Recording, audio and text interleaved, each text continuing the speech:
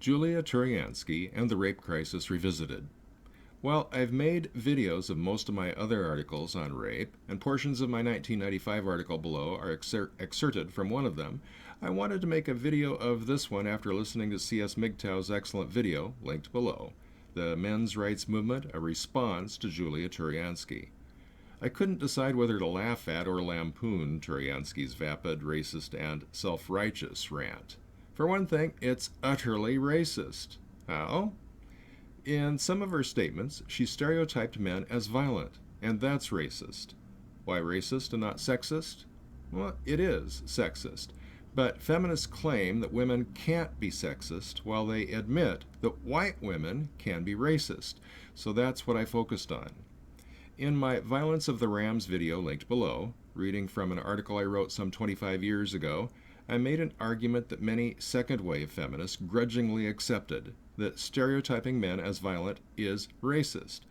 I did this by quoting government statistics indicating that black men commit assault and sexual assault at a much, much higher rate than white men. Keep in mind I'm an American Indian, so I don't have a dog in that fight. But consequently, stereotyping all men as violent is based on the arrest rates for black men.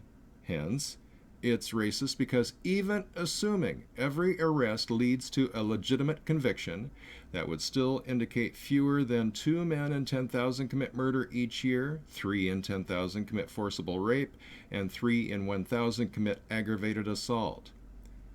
So it's a false stereotype, and it's racist. Then there was her inane dismissal of the higher number of men raped each year in prisons because it's men doing it to men. It's like she was reading from my Rape Crisis Revisited article from 20 years ago, but ignoring the part where I compared that to dismissing violence against blacks because most of it is blacks doing it to blacks. And if that's racist, then dismissing the rape of men in prisons because it's men doing it to men is sexist.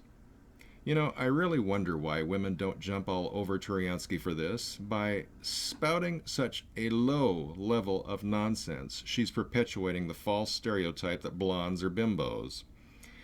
So I understand that Julia Tourianski is a libertarian, so I was shocked to hear her indulging in the rhetoric of identity politics, which is a progressive ploy.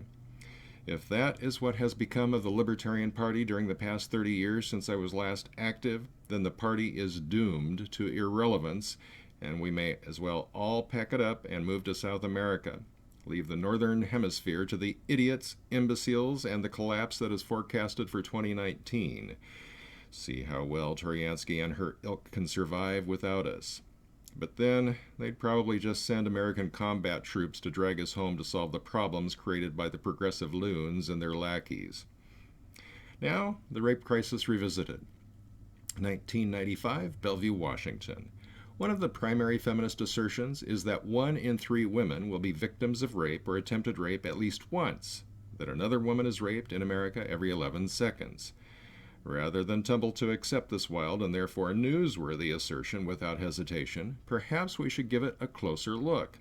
Just where does this idea come from? The 1 in 3 statistic began with the Ms. Magazine campus project on sexual assault directed by Mary Koss. By the way, she did another study later that was just the general population, and for that they arrived at 1 in 4. In her initial findings, Koss asserted that 27% of college women had been victims of rape or attempted rape on an average of 2 times between the ages of 14 and 21. Now, Koss's perception is biased as she saw rape not as an act of deviance, but as behavior characteristic of the average man. By this logic, 27% was probably an understatement. Beginning with a bias, however, is only one of several flaws in the rape crisis movement which are examined in the March-April 1994 issue of Society magazine. Before I list them here, note that I use the kinds of definitions and assumptions applied by feminist ideologues, then reverse the gender to see what turns up.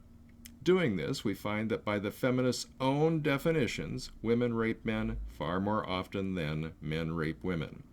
Additionally, and by the way, I don't think I covered that further in this article. Like I said, it was excerpted from one of my other chapters, which I've already made into a video.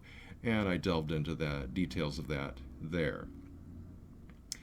Additionally, as Warren Farrell notes in The Myth of Male Power, approximately 1 million rapes of men occur in prison every year. The typical response from anti-male bigots is that it's just a male problem because it's men doing it to men.